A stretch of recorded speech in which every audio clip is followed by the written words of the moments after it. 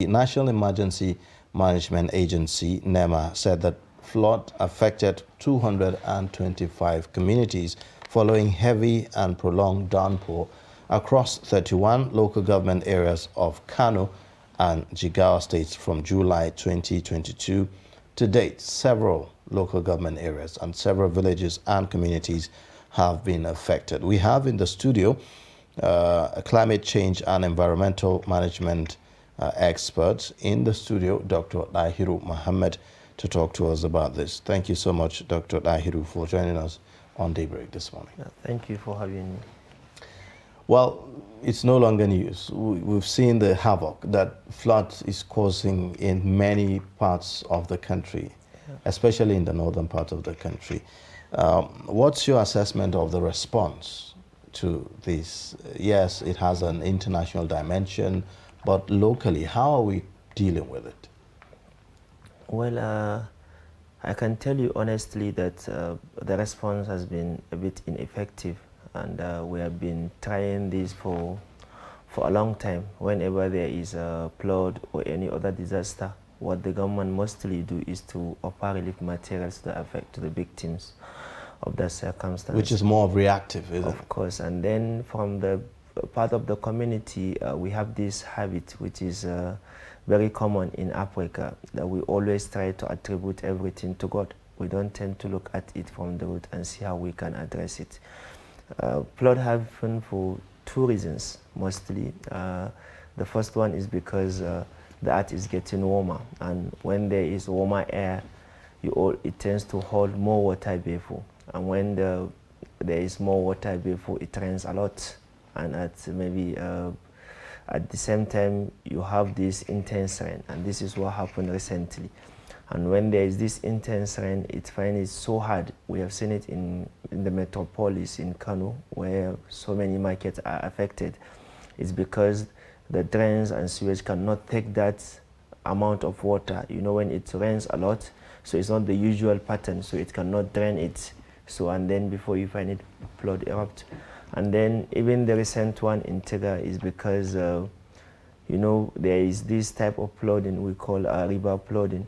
When an intense rain happens, so the river cannot be able to drain it to the sea, and then it bursts its banks, and then the water comes to the cities or the neighboring community. Doctor, yes, we have seen these floods, and then every year before the rainy season comes, we get this alert from NIMET telling people that floods are coming and all of that. But then we must understand the fact that there's a climate change problem. What, in your view, is Nigeria doing enough about the climate change? Because when you open the pages of newspaper, you see stories about politics, you see stories about other issues, but we don't see lots of stories about climate change.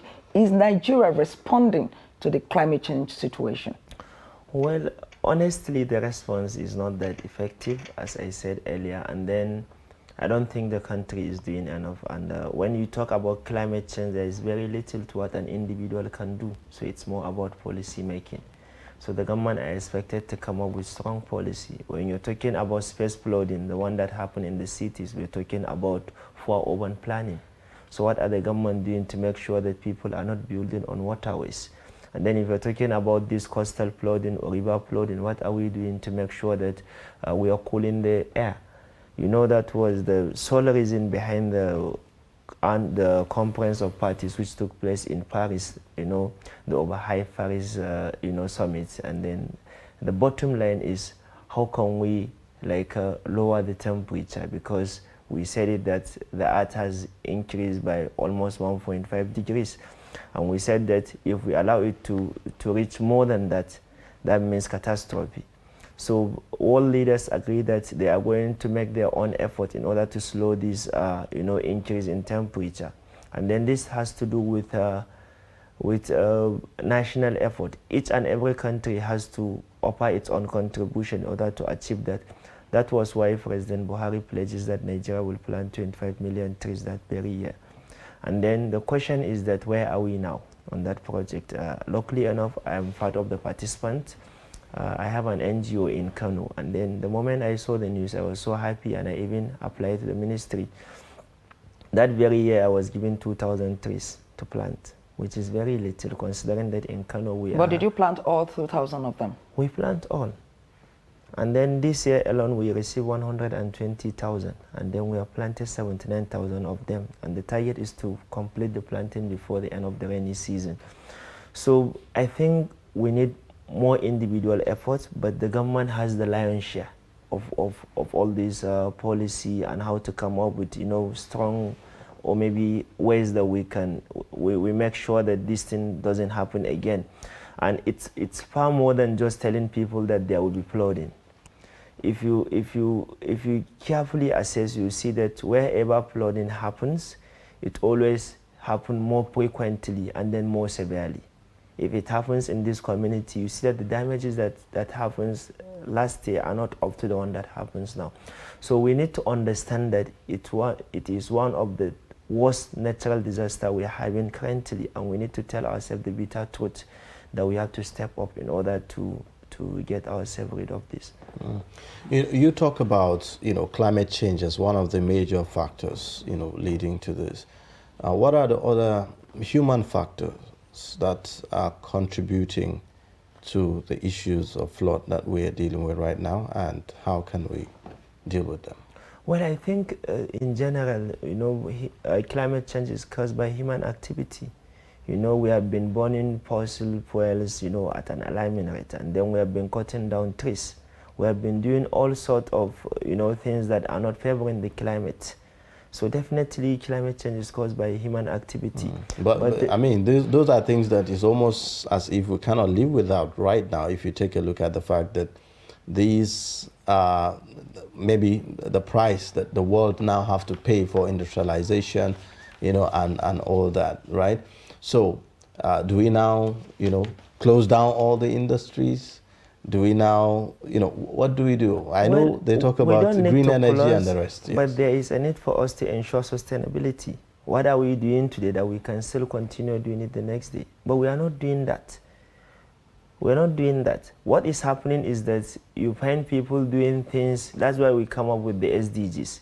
Like, how can we ensure sustainable production and consumption? But is that what we are doing here? We are not doing that. You see, let's take tree planting alone. We know that it's part of the mechanism, you know, of human body that we take in oxygen and then give out carbon dioxide. Whenever we emit too much carbon dioxide, we need trees in order to get rid of that carbon dioxide. If not, when we allow that carbon dioxide too much in the environment, plus what we produce through fossil fuels, use of airplane, cars, and everything, you know, this carbon dioxide has this binding effect. We have been saying it. So whenever there is sunlight, it tends to trap heat. So even after sunset, the heat stays there. So you have increase in temperature, and this has so many repercussions. That's why you have this melting ice sheet, because there are countries that has this ice. So whenever there is increase in temperature, slight increase, the ice will start to melt into the sea. So it will increase the water quantity. And then even in the presence of extreme heat, the water volume tend to expand. And all these are other causes of flooding, because when the volume expands, then the water will flow. So I'm talking now on the part of citizens, Nigerians. What can they do? I'm talking drainages. I'm talking building infrastructure that will, you know, ensure that, you know, water finds proper channels to flow. I'm talking, you know, other dumping of waste, you know, recklessly and the rest of them. What can we do to encourage that and to promote that? Well, I think first of all, the government has to ensure that there is proper sensitization of the populace, general populace, so that they can understand how this flooding happens. So it's when they understand, then they can try to give on their own, you know, contribution. Honestly, I live in where I live, I have seen it several times. People would just fuck their garbage. Whenever there is rainfall, they will just dump it in the waterways, not knowing that it will go unblocked. That's why you always have this space flooding in the city. Exactly. I'm wondering where the idea came from that when you throw dump, I mean, when you throw waste on waterways, you know, water will automatically just take it away and all that. It will take it's more like a tradition from the place you are, but you should have at least think that it is going to drop it somewhere. And block that somewhere. Yeah, and block that somewhere, and then it will come back to you. All right. The National Assembly, because of the climate change problem, is planning to host a National Green Summit soon. What do you think they should be looking at so that it doesn't become just a talk shop, you know? Well, what specific areas do you think should form that conversation? Well, honestly, I think they should look at how to, first of all, lower this temperature, because it has this health issue, and then it affects the economy. The United Nations said by 2030, 70% of the world population will live and reside in the metropolis, in urban areas. In some states now in Nigeria, take Lagos, Kano, and Abuja, you have more than 60% of the population living within the central area. So we are emitting more CO2, and then we are maybe making the environment so inconducive in a way that we cannot stay there. And then once there is too much hot, it affects your productivity. You easily get tired, and in one way or the other, that affects the economy, because you doesn't work much in order to pay your tax.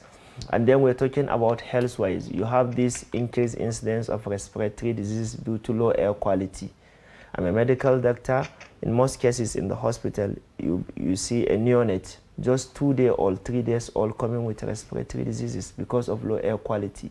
We need to look at it. How can we improve that? You know, and then we need to ensure that the environment is everyone's responsibility to protect. And this is not something we are willing to leave to the next generation. So let's see what are the things that we are going to do to promote it. And then we can get so many Nigerians' problems can be addressed through this climate change. You're talking about green jobs, which can employ our teeming youth into businesses. You're talking about, you know, apart from green jobs, you're talking about how to establish an enabling environment for them to thrive. Because once there is no enabling environment, you start having issues right there.